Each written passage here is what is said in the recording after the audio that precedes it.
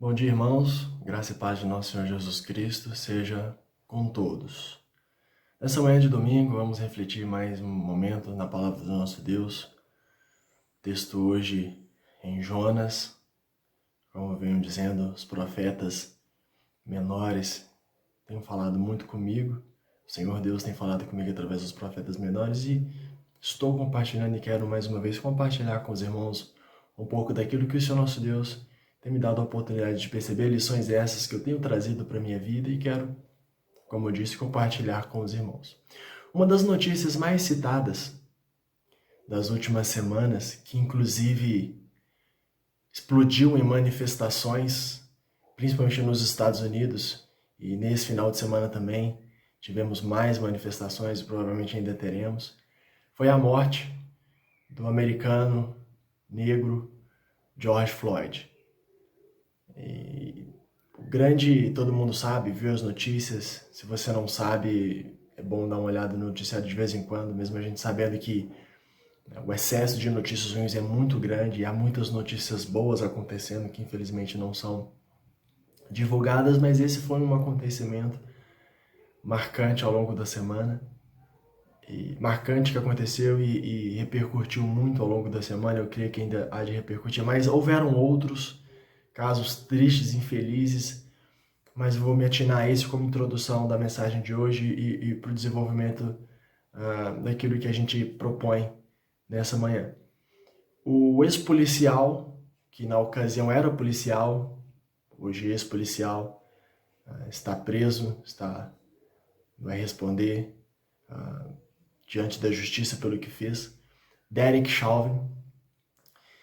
Ele, quem deveria proteger e fazer a diferença positivamente, acabou cometendo um grande ato de responsabilidade com a sua função de policial e uma maldade com outro ser humano. Esse foi o policial que, aquelas tristes e lamentáveis cenas, sufocou o George Floyd até que ele foi levado pelos atendentes médicos para o hospital e lá foi destacado, diagnosticado como morto, e uma das causas foi a asfixia promovida pela truculência do policial. Nós não podemos e não devemos generalizar. Um policial errado não representa as forças policiais como um todo. Eu, particularmente, eu acredito na polícia. Eu tenho amigos e até parentes policiais que são honestos. Tenho conhecidos policiais. Acredito na força policial. Já quando eu precisei, as poucas vezes que eu precisei, fui bem atendido. Tive problemas negativos com outros, mas eu acredito na força policial. Então, este péssimo exemplo não representa as forças policiais.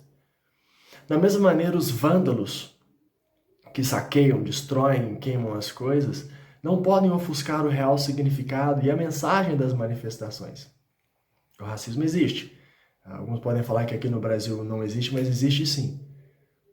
Só quem já foi seguido por segurança dentro de loja, já foi barrado em porta de estabelecimento e foi informado que deveria entrar por outra porta porque é funcionário e teve que desmentir, não, eu não sou funcionário, eu sou um cliente. E outras coisas do tipo que infelizmente só passou sabe. Mas nós não vamos aprofundar nas questões históricas e sociológicas da questão. A discussão é muito complexa. Infelizmente ainda politizam essas questões como todas as outras. E a ideia nossa não é trabalhar sobre história, sociologia, porque eu não estou aqui como professor, eu estou aqui como pastor, como ministro do Evangelho, e a minha intenção aqui é pregar a palavra de Deus. E a ideia dessa introdução é atentar para o fato de alguém que deveria cumprir a sua função corretamente e, além de não fazê-la, faz o extremo oposto. No caso desse policial, a função dele é servir, é proteger, ainda que a gente saiba que em algumas circunstâncias, quando tem uma terceira pessoa em perigo, ou quando a própria vida do policial está em risco, ele pode se defender em legítima defesa e atirar evidentemente, eventualmente, acabar matando uma pessoa. O que não foi o caso. Então, além dele não fazer o que deveria ter feito, proteger, servir, ajudar, ele fez algo ruim. Tirou a vida de um cidadão negro e infelizmente, além do falecimento do George Floyd, explodiu em várias manifestações que ainda no meio da pandemia é algo extremamente complicado. A gente vai saber os números do aumento de casos lá nos Estados Unidos daqui a alguns dias, porque são 14 dias depois, né, para o vírus se manifestar. Enfim, então, por causa de um ato de responsabilidade, de não cumprir bem a sua função como deveria, muita coisa ruim aconteceu. E, por outro lado, coisas boas aconteceram no que diz respeito de despertar para algumas coisas que o mundo precisa acordar. E trazendo isso para a nossa realidade, nós vamos ler Jonas, capítulo 1, versículos 8 a 16, diz o seguinte: Então lhe disseram, declara-nos agora, por causa de quem nos sobreveio este mal. Que ocupação é a tua? De onde vens? Qual a tua terra? E de que povo és tu? Ele lhes respondeu, sou hebreu e temo ao Senhor, o Deus do céu, que fez o mar e a terra. Versículo 10, então, os homens ficaram possuídos de grande temor e lhe disseram, que é isto que fizeste?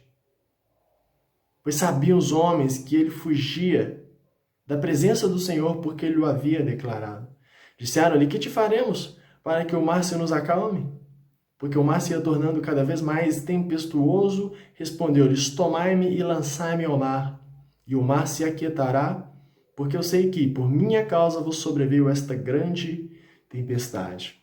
Versículo 13, entretanto, os homens remavam, esforçando-se por alcançar a terra, mas não podiam, porquanto o mar ia se tornando cada vez mais tempestuoso contra eles.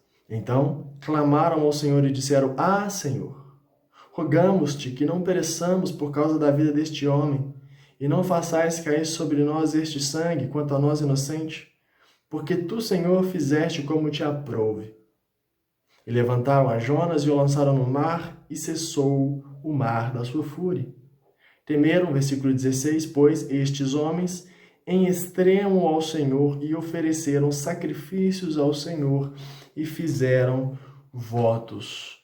Oremos mais uma vez para que o Senhor esteja nos instruindo e que o Santo Espírito dele esteja nos orientando nessa manhã. Pai, obrigado pela graça e pela misericórdia do Senhor. Obrigado, Senhor Deus, por essa manhã diante de Ti, pelo privilégio de refletir logo no início da semana sobre a Tua Palavra. Abençoe a comunhão dos irmãos em seus lares, com seus familiares, com seus entes queridos. E que, ó Deus, o Senhor esteja nos fortalecendo para que muito em breve possamos voltar à igreja, ao templo, em comunhão, cultuar o Senhor, mesmo seguindo as normas, os protocolos de saúde. Oramos ao Senhor Deus por vacinas, oramos ao Senhor por tratamentos. E Pai, que o Senhor esteja nos abençoando nessa manhã com instrução da Tua Palavra. Oramos, ó Deus, por todas essas situações que estão acontecendo no mundo e que o Teu povo possa, ó Pai, com o olhar do Espírito Santo do Senhor em nós, instruídos pela sabedoria do Senhor, possamos aprender as lições que o Senhor tem para nós, ó Deus. Que nós não nos distraamos, Pai, com as coisas que estão acontecendo à nossa volta, pelo simples fato do que está acontecendo. Mas que a gente possa, Senhor, permanecer atentos àquilo que o Senhor tem para falar conosco diante disso tudo. Consagramos essa manhã em Tuas mãos, em nome de Jesus, obrigado e amém, Deus. Irmãos, o profeta Jonas recebeu uma grande missão de levar a mensagem do juízo de Deus para os moradores da cidade, capital assíria, Nínive. No início do livro, a gente percebe algumas informações, no capítulo 1 mesmo, nos primeiros versículos do capítulo 1, a gente percebe algumas informações de Jonas e esse chamamento dele da parte de Deus. Então Jonas ele recebeu essa missão de uma cidade chamada Nínive, capital da Síria, para levar essa mensagem. E ele não era qualquer israelita religioso. Ele era um profeta. Foi chamado por Deus para isso. Levantado por Deus para levar uma mensagem. E se você tiver a oportunidade, e terá, de ler o livro todo depois, creio que boa parte, se não a maioria, conhece essa história de Jonas. Nínive, que é muito citada no Antigo Testamento, era uma cidade muito pecaminosa. E o versículo 2 nos fala isso. O versículo 2 diz, Deus falando, né? Dispõe-te, vai à grande cidade de Nínive. E aí a gente percebe que uma cidade era muito grande, principalmente por ser capital, uma das grandes cidades do grande império daquela época. E clama contra ela porque a sua malícia subiu até mim. Então Deus, usando uma figura de linguagem, de que a maldade do povo era tanta que foram se acumulando maldade sobre maldade, chegou até os céus. Lembrando um pouco da Torre de Babel, que a gente viu um tempo atrás. A maldade subiu até os céus, Deus tinha uma mensagem de juízo para eles, falou assim, Jonas, eu quero que você vá lá e traga e leve essa mensagem. E além de Nínive ser uma cidade muito pecaminosa, era hostil ao povo de Deus. Em 2 Reis, mas especialmente no finalzinho, nos é relatado que o povo de Nínive, o Império Babilônico, cuja capital do reino da Síria, Nínive, vai até Samaria e leva cativo, e destrói, e queima o templo na Judéia também, e causa uma grande destruição na Palestina do povo de Israel. Vários profetas anunciaram esse acontecimento. Então Nínive era uma cidade que o judeu, de certa forma, odiava e detestava. Então a gente começa a entender um pouco do desgosto de Jonas para ir para esse lugar.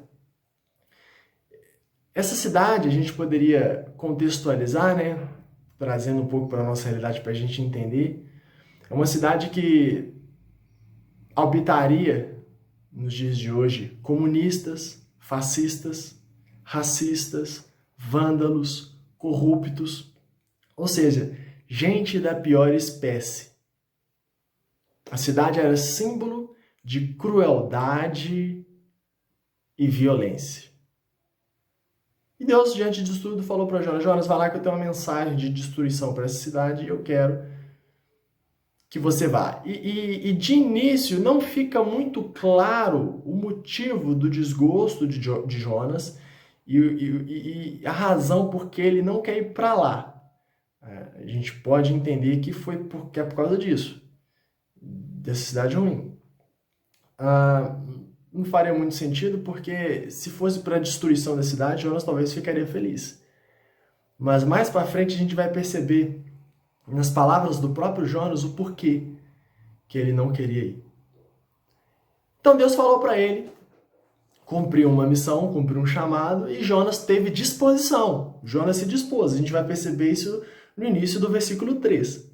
Só que a disposição para fugir da presença de Deus. O versículo 3 diz o seguinte, Jonas se dispôs para fugir da presença do Senhor. Para Tarsis, e tendo descido a Jope, achou um navio que ia para Tarsis, pagou, pôs a sua passagem, embarcou nele, para ir com eles para Tarsis, para longe da presença do Senhor. Então, Jonas, ele teve disposição, se esforçou, gastou dinheiro, gastou tempo para fugir da presença de Deus. E quando eu vejo essa história, eu sou confrontado com alguns momentos do meu passado que eu fugia da presença de Deus, que eu fugia daquilo que Deus tinha para a minha vida, que eu fugia das responsabilidades que Deus me chamou para fazer. E ainda hoje sou tentado a fugir, mas graças a Ele tem me dado um pouco de coragem para enfrentar os desafios. Mas quantas vezes nós não fugimos da presença de Deus, não nos esforçamos para ficar longe, porque não queremos obedecê-lo? E temos disposição para tantas coisas na vida, somos dispostos a ganhar dinheiro, somos dispostos a realizar nossos sonhos, temos uma disposição tremenda para fazer uma série de outras coisas, mas aquilo que é mais importante, que é cumprir a vontade de Deus em nós e através de nós, às vezes nós não temos a mesma disposição. Ele se dispôs para desobedecer a Deus, desceu até Jope, ou Jafa, dependendo na transliteração do termo em hebraico, ou nos dias de hoje, Tel Aviv Jaffa, uma cidade que foi incorporada em Tel Aviv, em Israel. Se você tiver a oportunidade de um dia ir para Israel, você vai descer provavelmente na cidade de Tel Aviv, e Tel Aviv tem uma região costeira, portuária, Tel Aviv Jaffa, que é essa cidade. Você vai ver inclusive um monumento de uma baleia gigante em simbologia a essa história de Jonas. Lá nessa cidade de Jope, esse porto que existe até hoje, inclusive, não se sabe se é exatamente o mesmo porto, mas tem essa região portuária lá, e pegou um navio para Tarsis. Não se sabe ao certo a localização exata de Tarsis hoje em dia, mas muitos estudiosos acreditam que foi uma região na costa sudoeste da Espanha. Ele foi para o extremo oposto da vontade de Deus. Ao invés de ir em direção à Ásia, ele foi em direção à Europa. Para a gente entender mais ou menos e ter uma noção tem que ter uma noção, né, de geografia básica, é como se eu tivesse que ir para São Paulo, por exemplo, que no momento nos centros da pandemia aqui no Brasil, é como se eu tivesse recebido uma mensagem da parte de Deus para ir para São Paulo, e na verdade fosse para o Rio de Janeiro e pegasse um navio ou um avião e ir para a África. Deus mandou ele para a direita, ele foi para muito à esquerda. Deus mandou ele para um lado, ele foi muito para o outro. O mais longe possível da presença, da vontade e da obediência a Deus. Acontece que em alguns momentos nós fazemos isso também. A palavra dele é clara no que diz respeito ao que Deus quer de nós, no que diz respeito ao que ele exige de nós. E às vezes a gente se esforça para desobedecê-lo. E nós somos aqueles que sofrem grandes consequências. Mas as pessoas à nossa volta também sofrem as consequências. E é onde a gente chega na passagem de hoje que nós estamos lendo. No barco, já em viagem, e antes de chegar ao destino escolhido, creio eu que bem antes de chegar no destino escolhido, porque era muito longe a distância que ele iria, uma forte tempestade enviada por Deus alcançou os navegantes. Deus foi o responsável por aquela calamidade para ensinar lição para todo mundo ali. A gente vai perceber que tanto Jonas entendeu o que ele tinha que fazer, foi e fez, e os navegantes daquele barco acabaram tendo a oportunidade de encontrar com Deus. Então Deus permite situações difíceis e desastrosas exatamente para cumprir a vontade dele, de acordo com o que ele quer, independente das circunstâncias.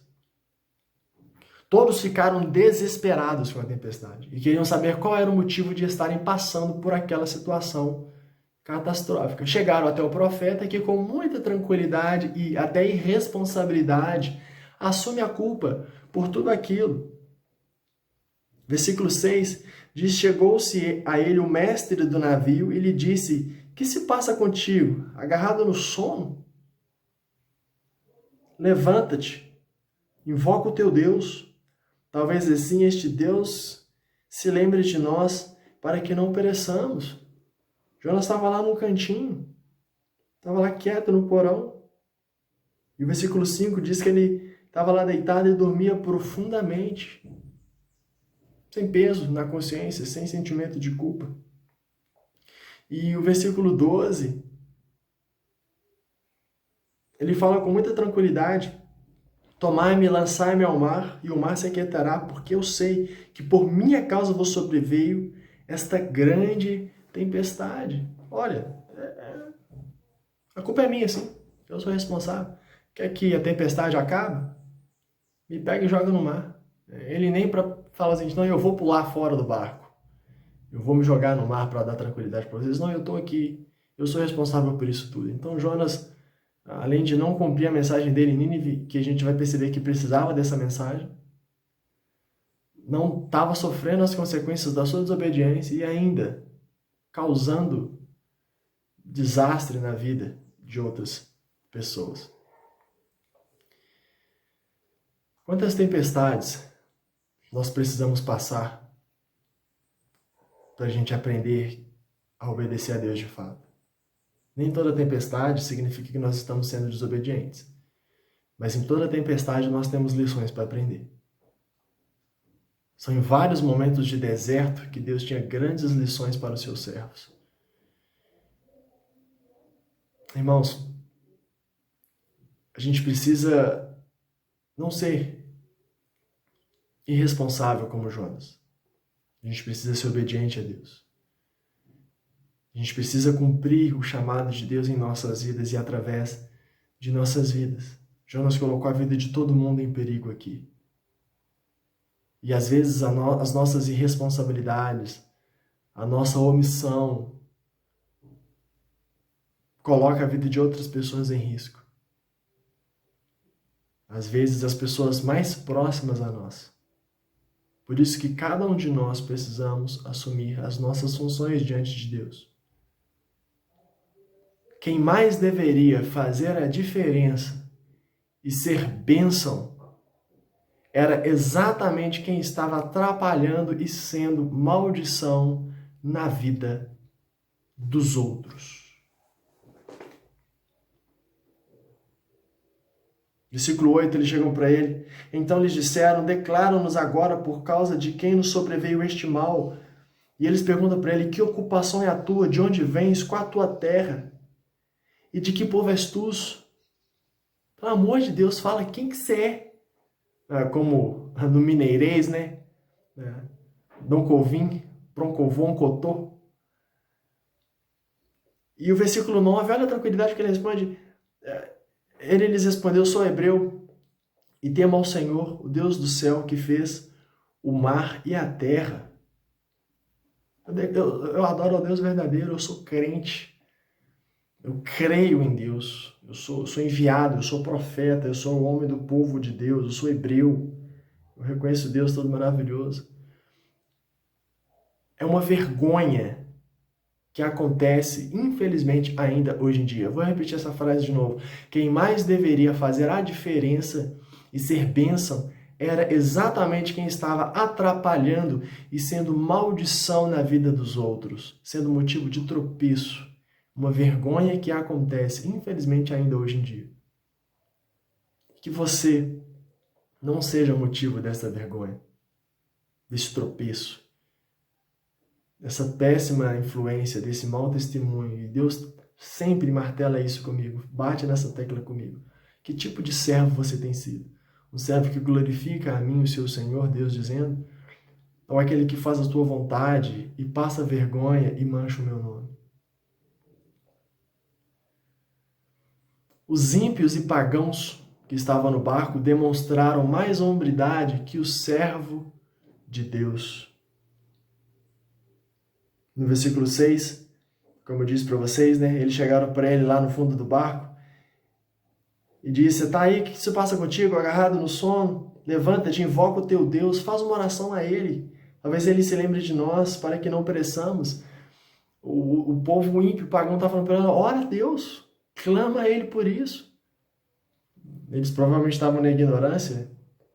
Não sei se eles conheciam o Deus de Israel ou se conheciam e ignoravam. O fato é que aquela situação levou eles a clamar, ó Jonas, ore a ele por nós. E ainda no versículo 9, quando Jonas fala, eu sou hebreu e tudo mais, versículo 10, então os homens ficaram possuídos de grande temor e eles disseram, que isso? Não pode ser assim. Então, a gente percebe que esses homens pagãos estavam tendo um pouco mais de sanidade, um pouco mais de clareza na mente do que o servo de Deus, do que o Jonas. Todos estavam desesperados naquela situação e Jonas estava completamente tranquilo. Inclusive, eles até tentaram não se livrar de Jonas de imediato, né? Depois que Jonas, no versículo 11, diz pega-me e joga-me no mar, e o mar vai ficar calmo. Versículo 12 ele fala isso, né? No versículo 13 diz: entretanto, os homens remavam, esforçando-se para alcançar a terra, mas não podiam, porquanto o mar se ia tornando cada vez mais tempestuoso contra eles. Entretanto, os homens remavam. Eles, antes de jogá-lo no mar, pensaram: olha, espera, vamos tentar salvar todo mundo. Mas eles acabaram tendo que fazê-lo. Pegaram Jonas e jogaram no mar, depois de clamar a Deus, né?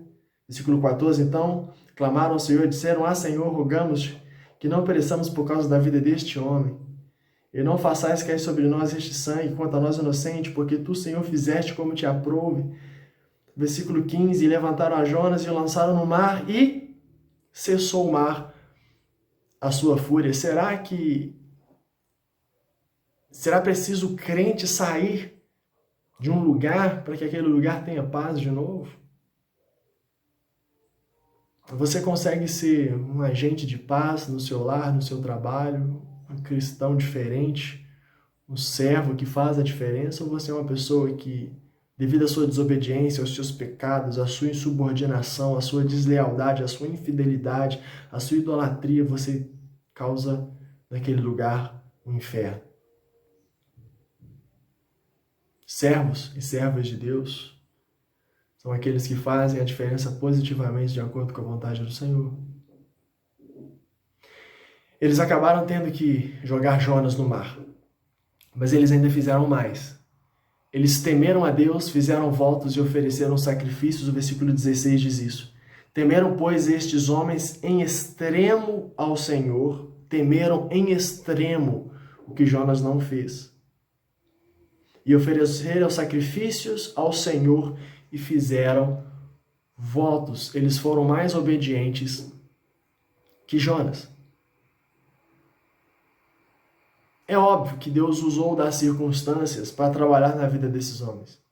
A gente não pode aqui falar que a gente tem que ser desobedientes para Deus levar a nossa vida ao caos, trazer caos na vida de outras pessoas, e quando a gente sair, essas pessoas louvarem. Isso é uma teologia completamente absurda e complicada. Se não fosse através dessa situação de Jonas, Deus teria usado outra maneira para falar na vida desses homens. Jonas não tinha que ter sido desobediente para que Deus trabalhasse na vida desses homens. Jonas tinha que ser obediente, assim como nós devemos ser obedientes. O servo de Deus foi desobediente e rebelde, já os ímpios obedeceram e serviram a Deus. Jonas teve que ficar um tempo sozinho e isolado no grande peixe para rever os seus conceitos. E a gente está tendo a oportunidade de ficar sozinhos, um pouco isolados, dentro dos grandes peixes de nossas casas, por causa desse período de pandemia. Talvez refletindo um pouco do que a gente viu semana passada sobre a importância e a sinceridade do nosso culto para com Deus. É um momento de reflexão. Assim como Jonas teve 3 dias para refletir, pensar na vida e fazer a oração do capítulo 2, é um momento em que a gente tem que fazer oração, que a gente tem que colocar nossas vidas diante do Senhor e tem que derramar-nos diante dele para aprendermos das lições que ele quer nos ensinar. E mesmo assim não aprendeu muito, né? Lá no capítulo 4, versículo 8, a situação da planta. E nascendo o sol, Deus mandou um vento calmo oriental, o sol bateu na cabeça de Jonas de maneira que desfalecia, pelo que pediu para si a morte, dizendo: melhor me é morrer do que viver. Versículo 9, então perguntou Deus a Jonas: é razoável essa tua ira? Por causa da planta? Ele respondeu: é razoável a minha ira até a morte. Jonas ainda irado, raivoso, custando entender lições. Mas no caso da lição de Nínive, ele aprendeu a lição. Podemos entender que Jonas tomou essa decisão de ir para Tarsis, como eu disse antes, pois não queria que os inimigos viessem a se converter. A gente estava refletindo antes se ele não estava querendo ir para lá, porque ele estava com medo da cidade, mas na verdade ele não estava querendo ir para lá, pois ele estava com medo dos ninivitas se converter. Ele sabia que assim que levasse a mensagem, eles poderiam se arrepender. E foi o que aconteceu. E é o que o capítulo 3, do versículo 1 até o versículo 10 diz. Mais especificamente no versículo 4 e 5, onde ele diz: começou Jonas a percorrer a cidade, caminho de um dia, e pregava e dizia: ainda 40 dias e Nínive será subvertida. Versículo 5, os ninivitas creram em Deus e proclamaram um jejum e vestiram-se de panos de saco, desde o maior até o menor. Eles se converteram. E Jonas sabia disso. Então, no capítulo 4, versículo 1 diz o seguinte: com isso desgostou-se Jonas extremamente, ficou irado e orou ao Senhor e disse: ah, Senhor, não foi isso que eu disse, estando ainda na minha terra? Por isso me adiantei fugindo para Tarsis, pois sabia que és Deus clemente e misericordioso, e tardio em irar-se, e grande em benignidade, e que se arrepende do mal. Dá a entender que Jonas não queria que aquele povo se convertesse. Por isso que ele fugiu. Deus trabalhou na vida dele. Depois de 3 dias, 3 noites, refletiu, foi para Nínive, pregou, e a cidade se arrependeu. Irmãos, Deus tem muitas lições para a gente no meio dessa pandemia e através dessa história de Jonas. E eu queria concluir a mensagem de hoje à noite, de hoje de manhã, melhor dizendo, de hoje de manhã, com 3 lições. A primeira delas é que antes de você se achar melhor do que Jonas, que a gente às vezes lê esses personagens, essas histórias do Antigo Testamento e se pergunta como eles foram tão imbecis, tão burros, tão desobedientes. E nós fazemos muitas vezes as mesmas coisas. É claro que com nuances diferentes, mas desobediência, subordinação, rebeldia. E o Senhor nosso Deus usa de várias circunstâncias, de várias situações, de vários momentos para falar com o seu povo.